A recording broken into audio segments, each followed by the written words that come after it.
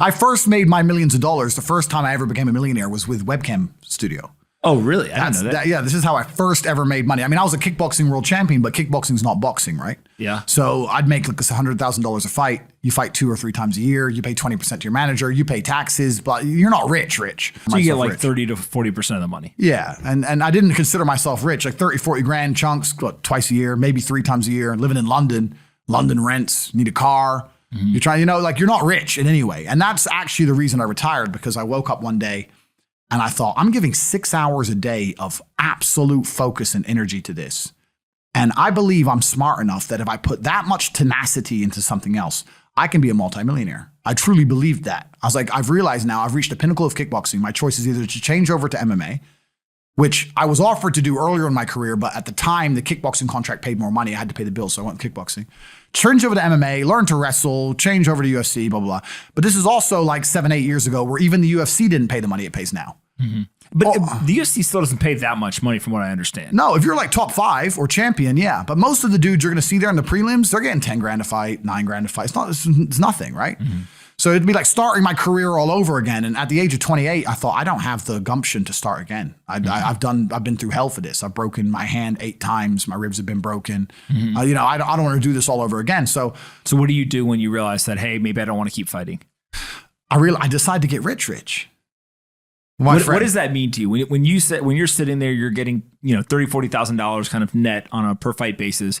Is rich to you like, hey, I want a couple $100,000, $1 million, $20 million, $1 billion? I wanted 30 or 40,000 every month. 30 or 40,000 every month. So about $500,000 a year, give or take. Okay. I thought if I had that much money, I could do whatever I wanted. Okay. That's what I decided I wanted to do. So what's step one that you do? So step one is, maybe that's how we ended up here together, my friend. Step one is, I decided to be very logical about it. Chess player, right? So it's like, I want money. What is money? How do banks work? How does credit work? What's fractional reserve banking? All these things we now know to be the biggest cons of the century, right? So I'm sitting there researching money for days and days and days. And then I get more mad because I'm like, whoa, money's trash and I don't have any. Now I'm really annoyed, right? I thought like everyone else did that, everyone puts their money in the bank and the bank takes some of other people's money and lends it out. I didn't know they invented it from the sky. I still at that point thought money was linked to gold. I didn't know nothing. So I'm learning all this stuff and I'm getting really angry. I'm like, now this is really annoying me. So anyway, I had a piece of paper there and I'm in my research phase and it start writing down some dude on YouTube. I don't know who he was, some dork. He was a pro gold guy. This is before, maybe Bitcoin was probably around then, but like early. He was a pro gold guy saying buy gold, buy gold, buy gold. And he was saying the difference between an asset, a liability, et cetera, et cetera. So I started trying to write down what I had. I was like, I have an apartment, I have a BMW. I'm in good shape, but I already use that for fighting. What can I do? I can play chess. I'm just writing down the things I have and what I'm good at. And then I kind of realized, I was like, I've got like 8 girlfriends.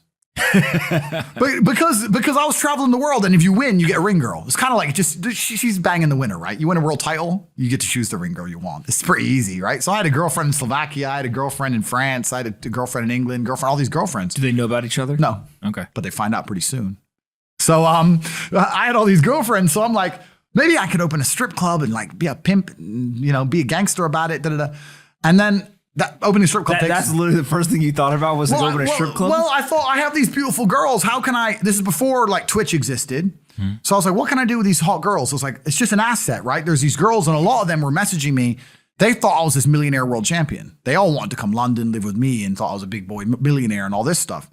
So it's like they do because of social media. Well, partially because of that. And also because they met me. I turn up, I fight, I win the world title, I leave. We're texting each other.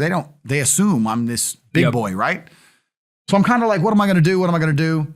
I thought, man, I investigated strip clubs, way too much money. But this asset class of beautiful women was kind of on my mind for a few days.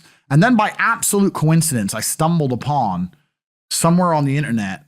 I was on one of those websites where you used to download like free games and bullshit from.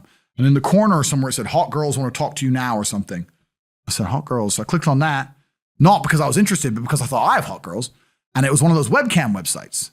And I was like, so these girls sit here and talk to dudes for money.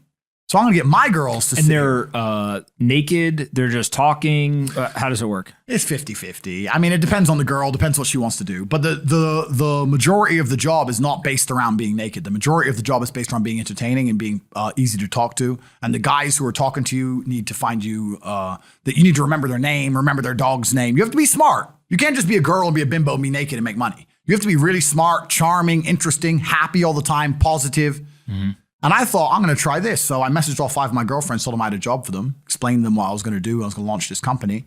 4 of them agreed. All 4 flew in, sat around the same table. They're all like, who's she, who's she, who's she? I'm like, well, you're all my girlfriends. 2 more left. And then 2 stayed. And that was the beginning of my little attempt at a webcam empire. And I put the girls there. And my role in it all was I did all the tech side of stuff, which was the first thing, of course. And then also, and I get called a pimp a lot. But and the reason I use the term is because I don't see it as a negative term. I see it as positively inspirational and motivating person. I'd motivate the girls. I'd make sure they did their job properly. If they had a bad day online, I'd come up with a good excuse for them. Oh, it's been a football game. It's been really busy. Don't worry. You're so beautiful. Don't be upset. You did better than her. You did the best today. I keep everything organized, put the schedules together, all that kind of stuff. And is it hard? It's hard because women have to want to work for you. Okay. Women have to want to obey you.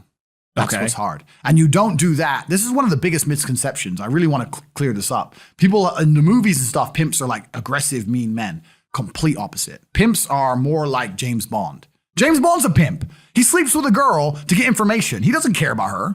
He is absolutely and utterly a pimp. He doesn't hit her. He makes her love him. She does what he wants. He uses sex as a weapon to reward her, and then he disappears. That James Bond is absolutely and utterly a pimp. So I say pimp because everyone calls me a pimp online, tries to go, haha, you're a pimp, they're going to get offended. It's like, no, beautiful women wanted to work for me, and they wanted to work for me because I displayed supreme competence. And they knew if they worked for me, they'd make a lot of money. So whenever I was out, I'd meet a waitress and say, well, you're working 10 hours a day for pennies. You can work 10 hours a day for me, make 10 grand a month, 20 grand a month. And over time, I just built up this big little empire of webcam girls. At one point, I had 4 locations, 75 girls working for me. And I was doing. And we say locations, like, explain what goes into a location. I just rent houses. All right. So you rent a house, and in the house, you just literally, hey, go live here. There's like technology set up. Yeah. And then you can basically just sit in front of the computer and literally be on the other end of one of these webcams. Yeah. And guys are paying by the minute, by the hour, whatever, to talk to you. Yeah. It's their choice whether they are doing it fully clothed, just talking, getting naked, whatever, and then you're taking some cut of it. Yeah, basically. So I had girls who would live in the house, and that was pretty impressive. I just broke down the webcam business. Bang, you done it, man. You nailed it. No background information. Yeah, you nailed it. You nailed it. You nailed it. So the girls who lived in the house would have set amount of hours they want to do, and then we'd have rooms that they could book in and do X amount of hours. A girl could come and do 1 a week or whatever. We'd have rooms they could share. And then, very much exactly like you said. They'd go online, they'd do their hours, they'd have their regular customers, they'd get their money. And then I'd take around half of the money, around 50%. You take 50%. Around 50%. Okay. Is that high or low compared to the rest of the industry? I'll tell you why it's very low. It's low because every time a girl would quit and try and do it by herself, she'd make a fraction of the money overall because she hasn't got the instruction. She hasn't got the motivation. She's just lazy with it, right? And women have a very different mentality to money than men. If you show a woman how to make $1,000 in an hour, she'll think, I only have to work an hour a week. Whereas if you show a man how to make $1,000 an hour, he thinks, I can make $18,000 a day. That's the difference between us. So if I had a girl working for me making $20,000, she got 10, I got 10. If she quit, she'd make 3 for herself, if that.